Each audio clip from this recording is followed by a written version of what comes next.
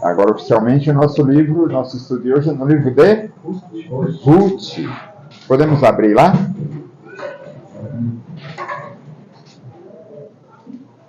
E abrindo lá, vou pedir para o Gilvan ler o versículo 1 do capítulo 1.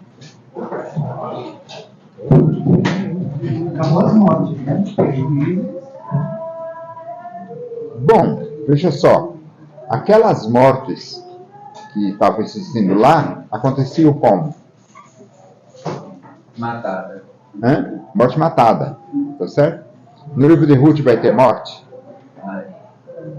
Vai ter morte. Mas são diferentes, né? Todo mundo morre, as pessoas morrem, mas é diferente. Interessante sua colocação. Né? Nos dias em que julgavam os juízes, houve fome na terra, e um homem de Belém de Judá saiu a habitar na terra de Moabe, com sua mulher e seus 2 filhos. O teu é diferente, Marcos? Lê pra gente. É igual? Lê aí. Nos dias em que julgavam os juízes, houve fome na terra, e o homem de Belém de Judá saiu a habitar na terra de Moabe, com a sua mulher e seus 2 filhos. A tua é diferente? Não. Francisco, é diferente da tua? Lê aí. Ora, sucedeu que nos dias em que os juízes governavam, houve fome na terra. Certo homem de Belém de Judá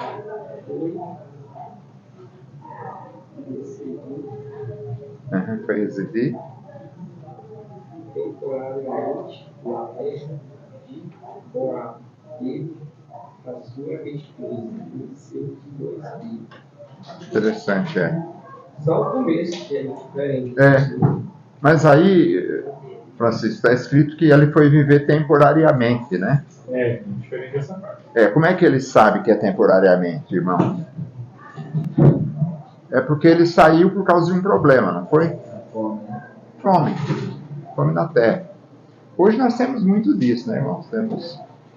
Por causa da guerra, as pessoas estão saindo de Israel, estão saindo da Palestina. De novo, nos dias em que julgavam os juízes, houve fome na terra. E um homem de Belém de Judá saiu a habitar na terra de Moabe com sua mulher e seus 2 filhos. Irmãos, nos próximos 3 ou 4 domingos, vocês vão ser impactados. Não posso dizer isso pela primeira aula agora, mas vocês serão impactados com o Evangelho.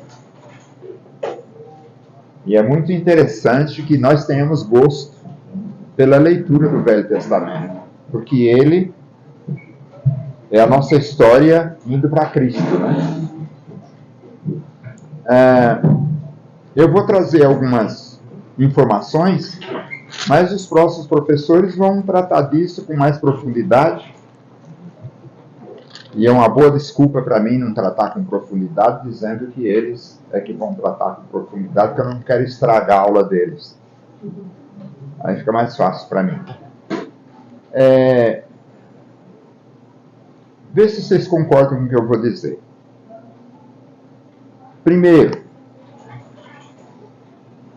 Ruth não é depois de Juízes. Está claro para nós todos? Sim.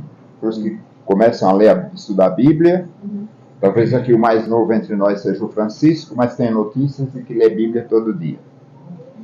Que não é uma sequência. Aliás, a Bíblia, vamos falar disso. Agora, eu estou perguntando o seguinte. Não é uma sequência Juízes e depois Ruth. Fica claro que isso é só didaticamente na Bíblia. Primeiro vem o livro de Juízes e depois o livro de Ruth. Para quê? Para não pôr capítulo 3 de Juízes, agora primeiro de Ruth. Estão compreendendo ou está muito difícil o que eu estou falando? Tá certo? Você está dizendo que os acontecimentos não são um após o outro. Isso. Simultâneo? Sim. Em certo tempo, o que acontece em Ruth é exatamente no tempo que está acontecendo em Juízes. Tudo bem? Dúvida sobre isso ou pergunta? Qual dos juízes? Não sei. A literatura fala em alguns deles, possivelmente, né? Eu tenho aqui, anotei e vou ler para saber. Mas é durante. Os acontecimentos são durante. Sim, pois não. Uma coisa que eu notei, assim, por alto, né? É que durante a apostasia, fome.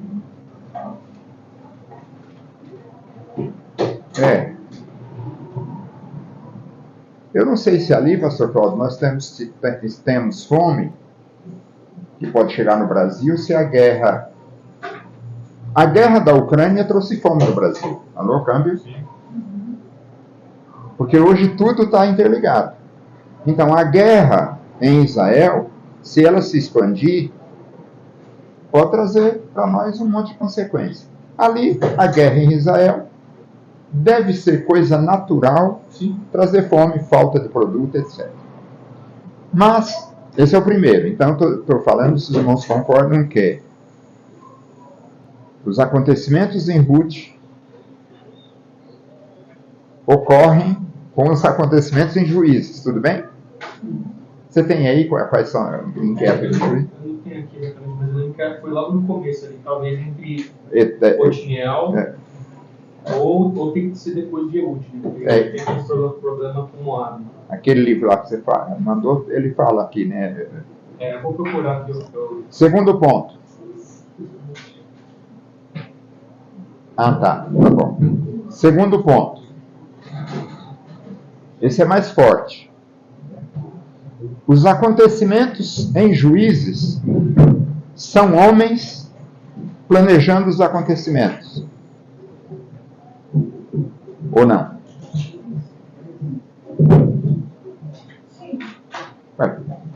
São libertadores, juízes, que são levantados para libertar Israel.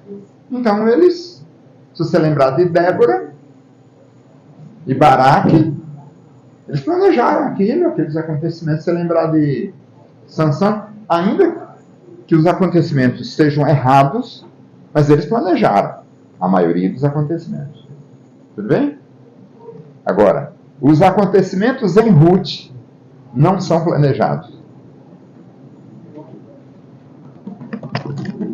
Estou fazendo esse silêncio aqui para provocar a gente. Eu estou dizendo que os acontecimentos em Juízes são planejados. Ou pelo menos tem projeto. A pessoa diz, como é que eu vou fazer? A pessoa reúne alguém, o outro fala, o outro diz assim, vamos fazer assim. Mas ele planejou, ele pensou o que ia fazer. Mesmo que fosse no afogadilho, ele pensou. Em Ruth, os acontecimentos não são planejados. E as pessoas que fazem esses acontecimentos fizeram hoje o que pensaram ontem, mas não porque planejaram. É porque veio a acontecer. Vocês já leram, concordam ou não? Sim. Obrigado quem disse sim. Mas aí não é da direção de Deus? Não, peraí. Então já não precisamos mais ter aula.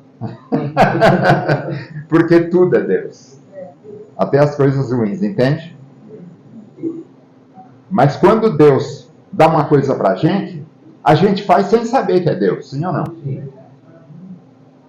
Você pode comprar um carro. Não, vamos falar de outra coisa. Você pode ter uma enfermidade que é de Deus, mas você não vai achar isso, não. Dificilmente você vai dizer, olha, eu sou servo de Deus e é Deus que está fazendo. E aquela frasezinha que os crentes usam, que eu não consigo usar, se vocês usam, parabéns, Deus está no controle. Eu só vejo isso aí como problema dos outros. Não é ou não? A pessoa está com um problema, você fala, pô, mas Deus está no controle, né, irmão? Mas quando é o seu gato que morre, quando é o seu animal que foi atropelado, quando é o seu filho que está doente, você não fala assim, mas irmãos, eu quero dar um testemunho aqui. Meu filho está na UTI no hospital, mas está tudo sob controle, porque Deus está no controle. Nós não agimos assim. Isso, a gente até briga com Deus. Quero falar sobre isso. Então estou dizendo que em Juízes temos homens planejando e fazendo. Lembrando sempre da palavra do irmão Manassés que Deus está no controle. Em Ruth, temos homens não conseguindo fazer nada. Por si só. Os acontecimentos vêm. É isso que acontece. Anotei alguns exemplos aqui para nós. Você vai fazer uma coisa e não dá certo porque o Flávio e a Vitória planejaram ir para a praia. Vão sair cedo, às 6 horas. Não é feriado, então é domingo, não tem problema. Mas aí a Vitória começou a vomitar. E não passou, ele teve que ir. É simples o meu exemplo. Procurando socorro com ela. Aconteceu um fato que eu não previa. A culpa dele é culpa dele, da mulher mais velha. Ele não tem domínio sobre isso. Por que Noemi, ou, como diz o versículo 1, por que um homem de Belém, vamos ficar num homem de Belém, não sabemos o nome dele, sabemos? Logo a seguir. Não, mas nós estamos no 1, certo? Então não é um homem. Por que esse homem foi para Belém, foi para Moabe? Porque havia o quê? Por causa da fome na terra. Ele não foi ele que trouxe a fome. E como diz a Bíblia dele, temporariamente. E temporariamente, porque a gente imagina que... Eu não sei, enfim. Outro aspecto é o seguinte. Eu quero falar para os irmãos que não conhecem muito Bíblia. Não é que eu vou me desviar da lição. Eu quero falar uma coisa. Dá licença, Felipe, supervisor de ensino aqui. Você não foi chamado... Eu falei isso aqui há 15, 20 anos atrás, vou repetir hoje. E como uma notícia boa para você, Francisco. Aqui se chama Escola Bíblica Dominical. Você foi chamado para estudar aqui na escola e tirar o diploma. Tem um artigo que diz que é a única escola no mundo das igrejas, a escola no mundo, que a pessoa estuda e nunca se forma, é a escola dominical. E é verdade, não é? É verdade. Mas eu queria dizer que nós não fomos chamados para isso. Nós somos chamados para nos formar. E o que significa fazer essa escola e se formar? Receber o diploma. É poder ensinar. Já desde o primeiro dia. Ou exercer uma função na igreja de ensino. Todos podem. Se nós desprezarmos por um pouquinho a palavra do Ricardo Frocho, esse é o nome, eu precisava escrever do Manassés. Deixarmos só um pouquinho, o que você precisa? Além de santidade, da vontade de Deus, do poder de Deus e algum dom, o que você precisa? Quer? Obrigado, é só mostrar para lá, né? O que a gente precisa? O que vocês acham? Gente? Além de buscar santidade, caráter, honestidade, dar testemunho lá fora, ninguém achar que você não é crente. Tem uma coisa que a gente precisa para ser professor, para exercer uma função na igreja. Qual é? Estudar, ler a Bíblia, conhecer a Bíblia. Entende, Francisco? Então nós queremos você daqui a pouco fazendo. Mas eu estudei muito foi da escola. Isso não tem problema, não. Estuda a Bíblia, tá? Eu me engasguei algumas letras. O Velho Testamento tem várias, leitura que é meio complicada. Sim, entendi. Você pensa em estudar fora, sem ser Bíblia, em escola ainda? Não está preocupado com isso, não, né? Não. Enfim, se você tiver, Deus te abençoe. Se não tiver... Eu lembrei quando eu era mais novo, 10, tipo, 17 anos, mas tipo assim, eu não sei porque a minha cabeça não desenvolvia assim. Mas tua mãe não falou, menino, tu não aprende nada, não falou, né? Não. Você é um cara inteligente. Eu te vi lá e vi você... Até quando você andou lá, eu perguntei se você dava aula na sua igreja de Lígia, né? Uhum. Você lembra? Lembro. Você foi na Ratinha Graça lá? Lembro. Aí a gente convidou você para a escola dominical. Que é uma classe aqui... Boa, mas o melhor estudo é você estudar em casa, ler Bíblia, e quando você chega na igreja... Então, finalizando, Marcos. Você não foi chamado para a escola bíblica dominical para nunca tirar diploma. Você precisa tirar o diploma. E o que é tirar o diploma? É dominar a Bíblia e ser professor. E ser obreiro, e ser pregador, e ser evangelista. Tudo bem? E ser apacentador. Voltando para cá. Então nós estamos dizendo que os 4 capítulos de Ruth são acontecimentos que essas pessoas não dominam. E aí, claro, nós podemos dizer, nas palavras do Manassés, porque já passamos quantos anos? Suponho que os acontecimentos em Davi, vamos deixar para o capítulo 4.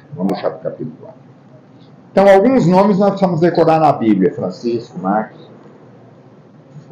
Qual o nome do homem que foi lá para a terra? Quem é que foi para Moabe? Elimeleque. Não precisa responder, mano. Não precisa se tornar criança. Elimeleque. Como é o nome da mulher dele? Noemi. Você não sabe ler na Bíblia que eu também estou olhando. Eles eram casados. 2 filhos. Quais eram? Malom e Quilion. E aí, os pais matam os filhos? Não. Primeiro, a mulher matou o marido? Não. Mas acontece que Elimeleque morreu. Veja só. Acontecimento que eu não sei se Ruth falou assim, tudo bem que Deus está no controle. Ou se ela começou a pensar, sem marido, como é que fica naquele tempo uma mulher sem marido? E mesmo hoje, mas naquele tempo. Daí eles tinham quantos filhos? 2. E aí, esses filhos se casaram. Aí os filhos se casaram. Eles se casaram antes de morrer. Eles se casaram antes de morrer. Malom e Quilion se casam com quem? Mulher do Abis. Ruth e Orfa. Ruth e Orfa. Por que não Orfa e Ruth? Porque Ruth era órfã. Tendo em vista que Noemi levou o Quilão no Malom? Casam-se que um Orfa e Ruth. Até aí tudo bem? Certo. Muito bem. Agora eu quero que os irmãos, vamos deixar isso por enquanto aqui. Vamos olhar aí o capítulo 1. E o que diz o capítulo 1? Vai falar das mortes e vai falar da volta deles de Moabe para Belém. Capítulo 2.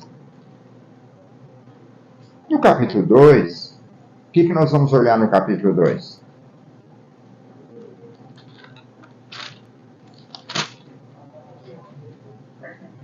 O título aqui da minha Bíblia nem sempre funciona, viu, irmãos? Quando os irmãos leem Salmo lá na frente, e que vocês leiam o título do Salmo, às vezes é bom, mas a maioria das vezes não é bom, não. Quando você lê o título do Salmo. Não é pecado nem proibido, é que às vezes diz totalmente o meu título. Né? O título não resolve, não. Mas, enfim. O meu título aqui diz assim, que Ruth vai rebuscar espigas. O que é rebuscar? É buscar de novo. Talvez uma palavra melhor não seria isso.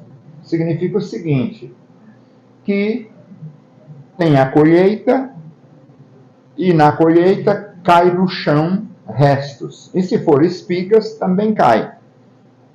Eu tenho o privilégio, não sei se o Francisco tem, de eu e meu irmão Manassés compreender isso com bastante profundidade. Sobre a primeira colheita, a segunda colheita, a terceira colheita, como é que isso acontece, como é que faz, como é que repusca. A gente, o algodão, você também tem, então a gente tem essa experiência. Mas eu quero dar um conselho para você. Quando diz aqui que ela vai atrás dos catadores, porque eles estão sem... Eles voltam, mas voltam de mão abanando. E agora nem comida tem. E eles precisam agora de comida. E como é que eles fazem para pegar comida? Eles vão pegar na colheita de uma pessoa. O que eu quero dizer com isso? Quero dizer que para você entender o capítulo 2, não faça história nova. Não conta a história do Manassés e dos céus. Que história que você vai contar? Sejam bem-vindos. Alô, câmbio, que história que você vai contar?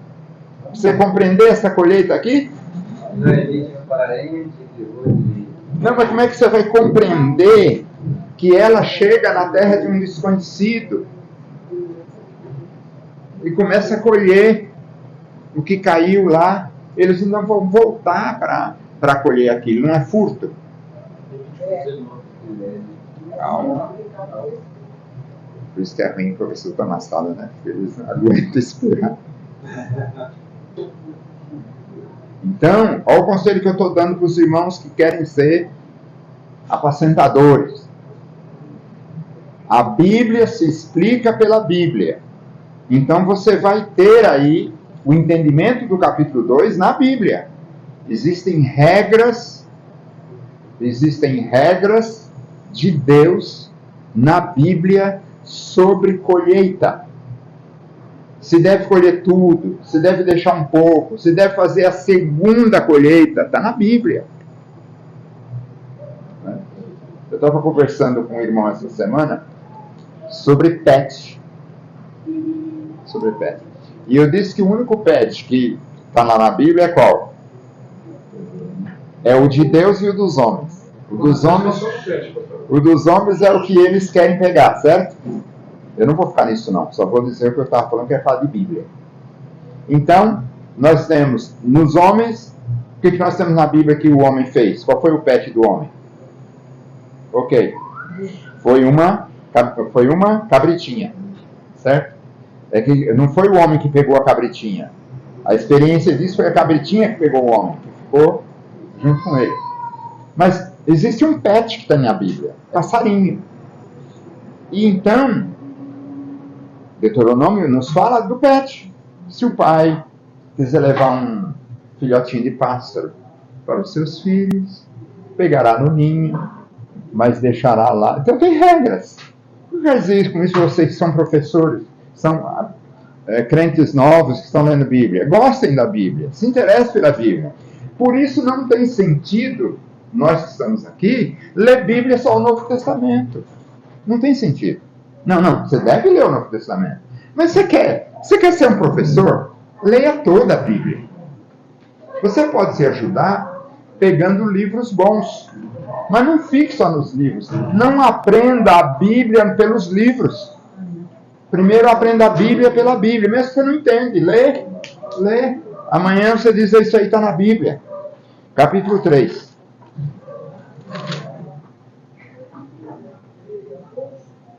O capítulo 3 tem uma palavra que eu queria lembrar, ver se eu continuo pregando na igreja ou não. Tem título a de vocês? Qual é o título? Tá vendo como é diferente vocês dois aí? Ruth vai deitar seus pés de boas. Você é do Testemunho de Jeová e ela é da Igreja Evangélica.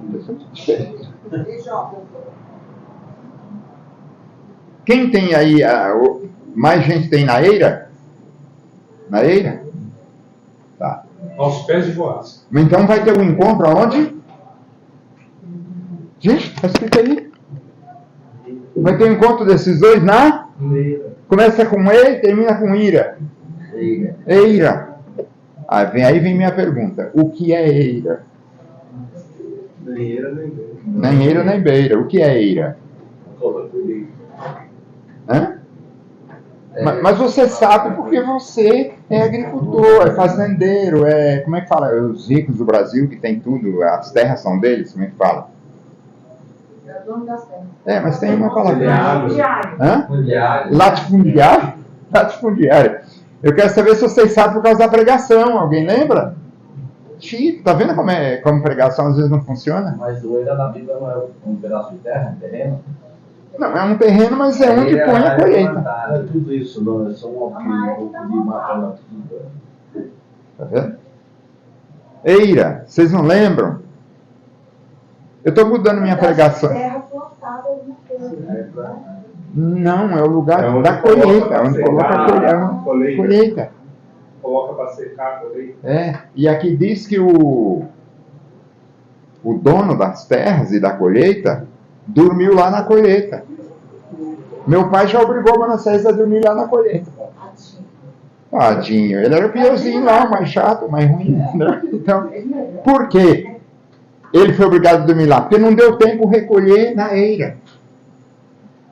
Colheu, mas se a noite vier E levar embora. ele vai embora. Ai, ele tinha que ficar vigiando. Mas só foi 5 noites. Por isso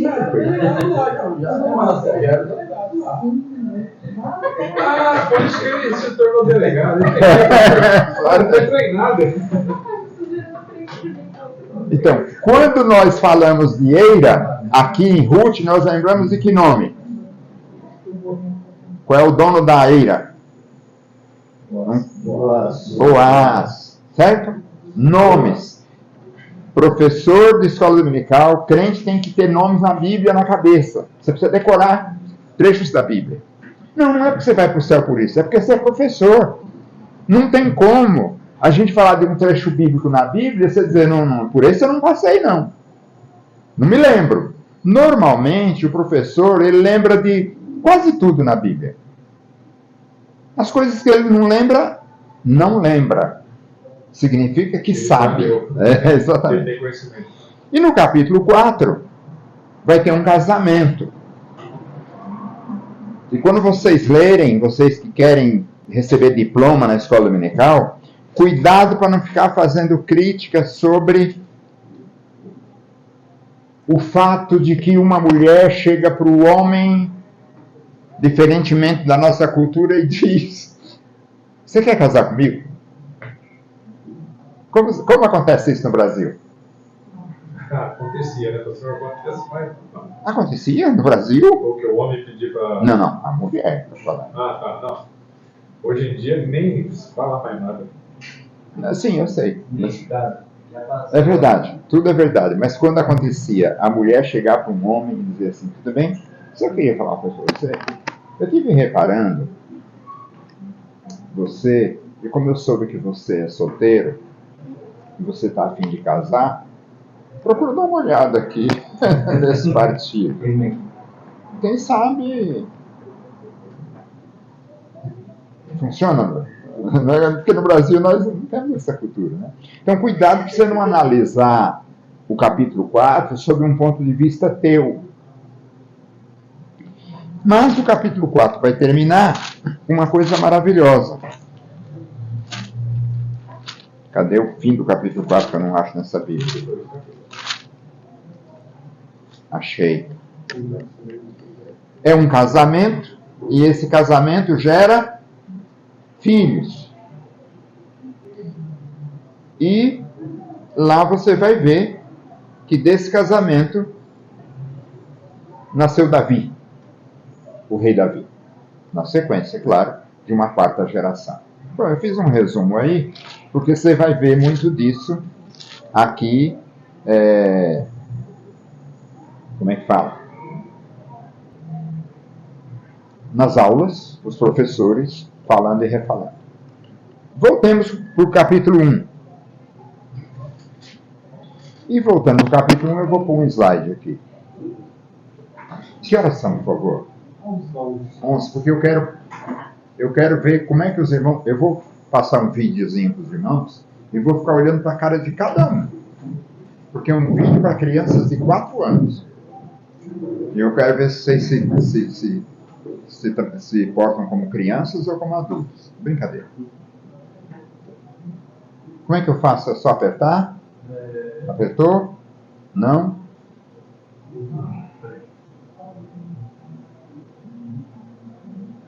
Sim, eu espero.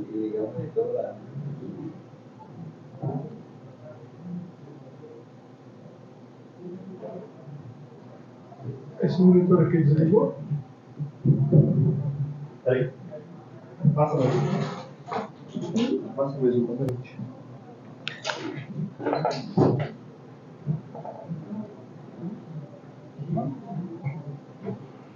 É que já andou. Sou eu. Ah, o primeiro é o... Parou. Vai, agora é você. Top. Com você. Não, mas esse é o segundo? Bom, agora eu vou fazer perguntas para já fazer a revisão da aula. O que nós temos aqui?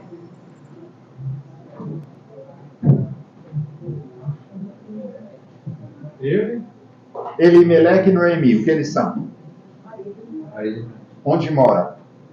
Em Belém. Foram para onde? Qual o nome dos filhos? De onde eles são? Não. Estão de viagem para onde? Para Moabe. O que quer dizer Belém? Casa do Pão. Alguns autores se referem ao seguinte fato. Alguns pregadores pregam grandes pregações sobre o fato de que Elimeleque e Noemi, com os filhos Malom e Quilion, tenham ido para Moabe. Eu estava brincando, Felipe e eu. Esses nomes a gente pode se confundir, né? Falar que um casou com o outro, igual aquele pregador que está bastante efusivo pregando, irmãos, porque ele diz mesmo Adão com seus 2 filhos, Cael e Abim, ele não desistiu. Então, temos aí. Qual é o problema? É que se Belém quer dizer... O quê? Como é que falta pão na casa de pão? É isso? Alguns pregadores têm usado esse negócio, de fato... Para onde eles foram? Moabe. Moabe é o povo de Deus de que época? Eu gostei do silêncio. O campo dos Moabe próximo a Bethlehem. Se você estiver de... Uma das respostas muito de história, ele tem Israel meio na cabeça. Então eu vou esnobar. Se você estiver de costas para o sul de Israel, na sua frente para o norte, Moabe vai estar à direita a 150 quilômetros. Pelo menos para ele, deu aula, né? Ele não pode. Certo? Ele fica ali próximo também dos campos dos pastores. Os irmãos aqui é Belém, né? 50 quilômetros são 2 dias de caminhada. Você. Eu faço 17 quilômetros em 3 horas. Vamos pôr 20 em 5 horas, fica melhor. Por quê? Porque depois de 1 hora o joelho vai doer. Você tem que dar uma paradinha. Então 20 quilômetros em 3 horas, você vai fazer 40 por dia. Por quê? Porque você não vai, na minha idade, você não vai conseguir andar o dia inteiro. 2 dias de caminhada sem parar. Ele pode, nós não. Moabe, onde é que você vai encontrar Moabe? Se você não responder, eu vou perguntar para o aluno que menos sabe aqui, e ele vai responder, que é ele. Nós vamos encontrar Moabe em Gênesis.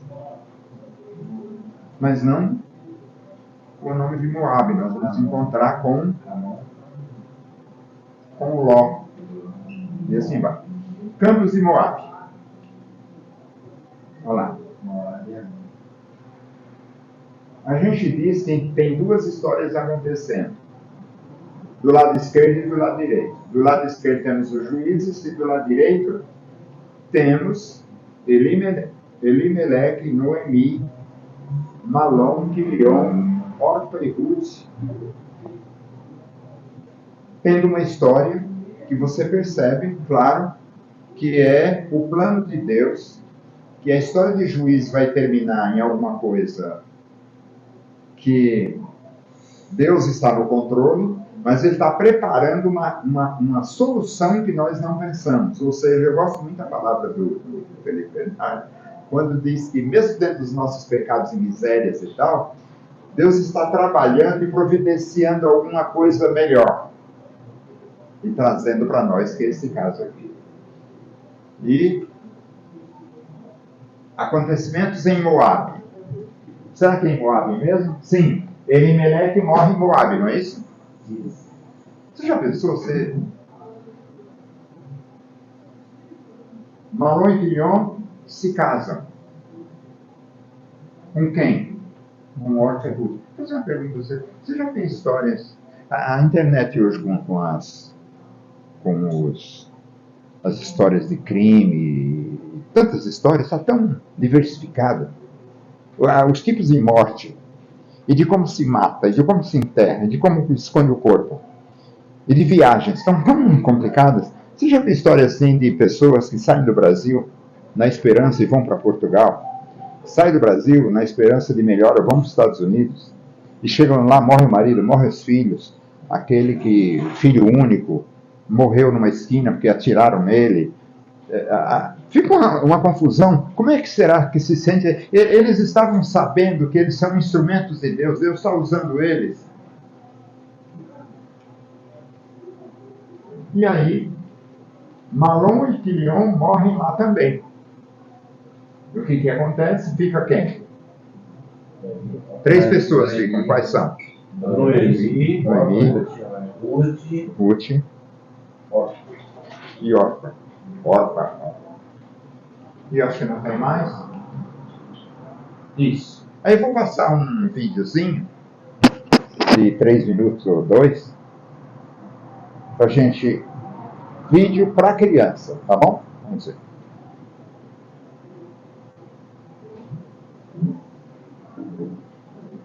Elimelec tem um significado, né, pastor? Sim, pode falar. Não, eu não lembro. Hã? O Senhor é meu rei. O Deus do meu rei.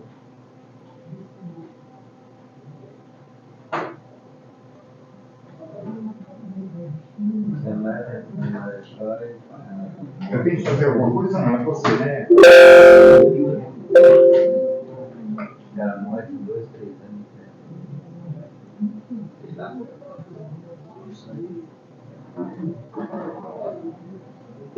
História da Bíblia, Ruth e Noemi. Esta é Noemi, uma mulher judia de Belém, em Judá.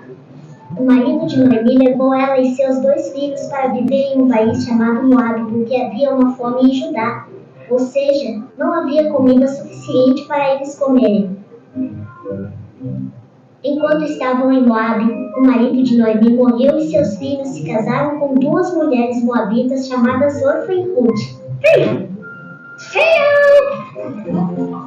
Mas então os filhos de Noemi também morreram, deixando Noemi, Orfa e Ruth sozinhas. Noemi ouviu que Deus havia abençoado seu povo em Judá, dando-lhes boas colheitas novamente. Então Noemi levou suas 2 noras e partiu para Judá.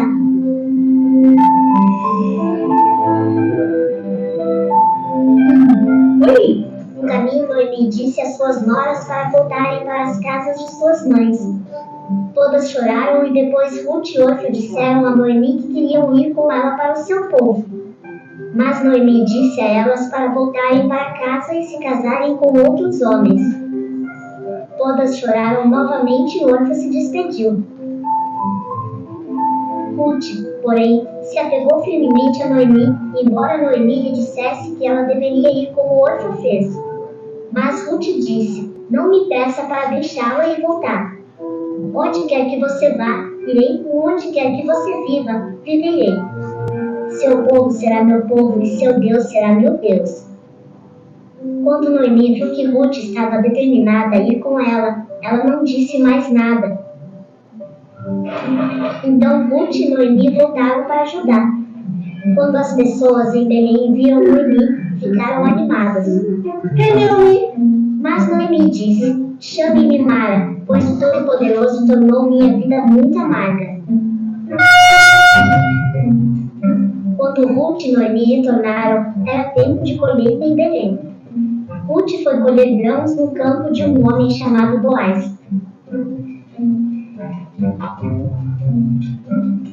Boaz tratou Ruth com bondade e garantiu que ela e Noemi tivessem comida dos campos. Noemi ouviu falar disso e disse a Ruth que Boaz era um parente próximo do marido de Noemi, então ele poderia ser seu marido. Ok. Ruth foi até Boaz e disse a ele que ele era o resgatador da família dela. Oh, wow! Ok. Boaz então organizou tudo para tomar Ruth como sua esposa. Ruth e Boaz tiveram um filho chamado Obed. Noemi cuidou de Obed como se fosse seu próprio filho. Obed teve um filho chamado Jessé. E ele teve um filho chamado Davi, que seria o grande rei de Israel que derrotou um gigante chamado Golias. E muitos anos depois, os descendentes de Ruth e Boaz engoliram Jesus, o Salvador do mundo. Hey-oh!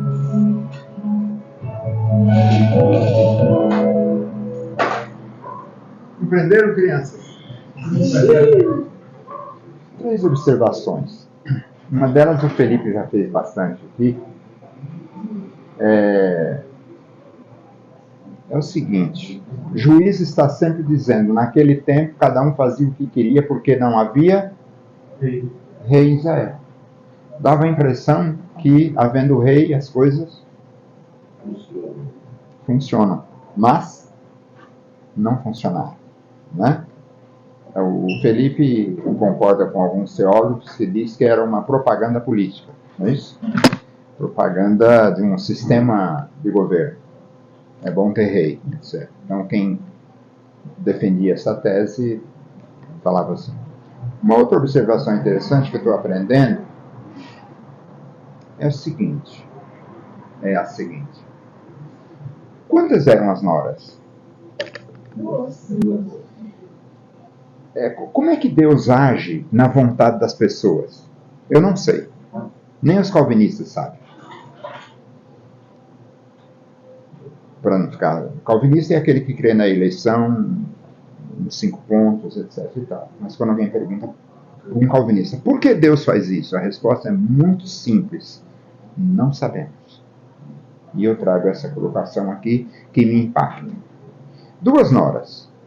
Agora, Noemi fala para as 2, voltem. Uma volta e outra não. Por que Ruth voltou e Orfa não? Eu fiz o Malcael e a Binha, é isso? Por que Ruth veio e Orfa voltou? Eu acho que é porque a Ruth aceitou o Deus da sua não queria deixar. E eu vou dar uma de incrédulo. E como é que aconteceu?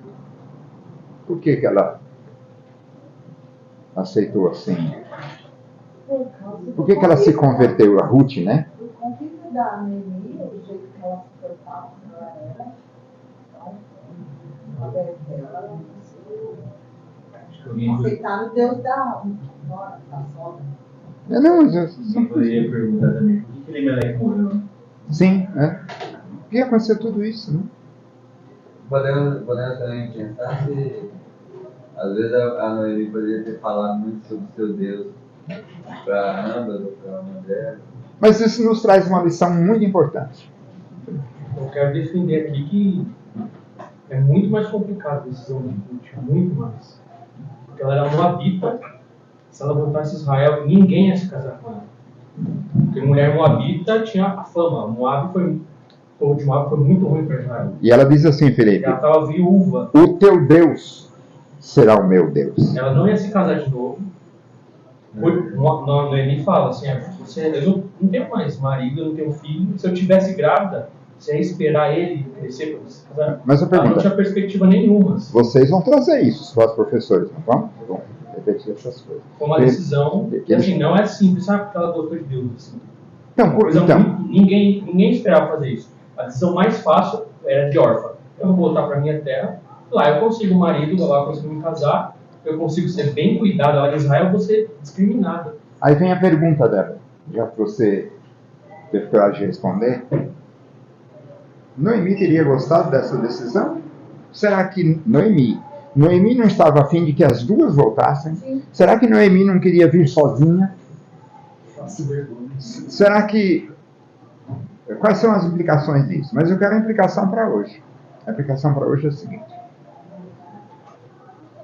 Eu estou aprendendo, depois de completar 50 anos, eu fiz 50 anos, mas faz muito tempo, já vai fazer outros 50, que os acontecimentos não devem ser considerados. Qualquer acontecimento a gente precisa considerar. Perceba, morre Elimeleque, morre os 2 filhos. Se isso não tem acontecido, como é que Deus age nos acontecimentos? E fica difícil de pensar isso. Fica difícil de aceitar. Outra questão é o uso da Bíblia para fins gostosos. Casamento, por exemplo. Eu nunca preguei num casamento, e agora muito menos, lendo o texto de Ruth. Eu acho legal você pôr no teu convite de casamento lá. Onde quer que tu fores, irei eu. Na hora do... Alguém aqui cantou esse hino na hora do casamento? Não vou não falar nada. Tudo legal, mas ali não foi para casamento. Né? Foi para um negócio superior. Já cantei em casamento, vamos ver o casamento. Tá. Não, sim. Mas percebe, eu estou chamando novamente a gente para entender de fato, para você se tornar um professor igual o Felipe Bernardo, igual o Flávio, estou elogiando vocês com razão, você precisa entender o que está acontecendo ali. O texto bíblico ali. Você pode depois pregar o que você quiser. O que você puder. Mas sabendo o que está acontecendo ali. Então, voltando. Fica difícil hoje você ter uma situação ruim na sua vida e admitir verdadeiramente que Deus está no controle. Primeiro, Deus precisa estar no controle da tua vida, da minha vida. Então a gente precisa se achegar a Deus de maneira que a gente possa ter essa intimidade com Ele. Não é? Precisamos orar, precisamos ler Bíblia. E tem uma coisa que nós precisamos fazer, que é difícil para Bruno, para Letícia, para Luísa, é que hoje eu falava com ele ontem, qual era, e eu vou encerrar com isso, qual era a característica do povo escravo no Egito? Por que eles eram escravos? Porque não tinham salário? Não era. Porque eles tinham chefe? Não era. Porque eles tinham imperador? Não era. Porque eles trabalhavam o dia todo? Não era. Não tinha salário. Não era. Não ter salário não é escravidão. Quando no Brasil esses 1000 e poucos foram pegos nos últimos 2 anos em situação de escravidão, não é porque não tem salário. Engraçado, né? Porque eles têm dívida. Ou seja, o que eles ganham nunca está bom. Sempre estou devendo para aquelas comunidades. É uma outra coisa. Não é por dormir num canto insalubre. Não é também. É o quê? Não ter descanso. Não ter o sábado. Ali era muito forte isso. E hoje nós estamos assim, não é? Estamos escravos. Por quê? Na pandemia, as pessoas gostaram muito de trabalhar em casa. Então saíam do escritório lá e vinham trabalhar em casa. Só que trabalhavam sábado e domingo. Hoje nós carregamos nossos problemas também para o sábado e domingo. E isso nos traz um pouco escravos. Nós já ouvi. E nós precisamos achar tempo para ocupar nossa vida com Deus. Então você, irmão, precisa de arrumar um sábado para você. Não precisa ser de 24 horas. Não precisa ser de 12 horas. Não precisa ser do sábado. Mas você precisa arrumar para ter intimidade com Deus pela leitura e pela oração. Muito bem, voltando. Nós temos então, nos próximos 3, 4 domingos, o estudo de Ruth. Bênção. Vamos ver Deus agindo numa história, junto com outra história, providenciando para nós coisa melhor, salvação, dando para nós a compreensão da história, tornando a Bíblia um pouco mais agradável no seu enredo, não é isso?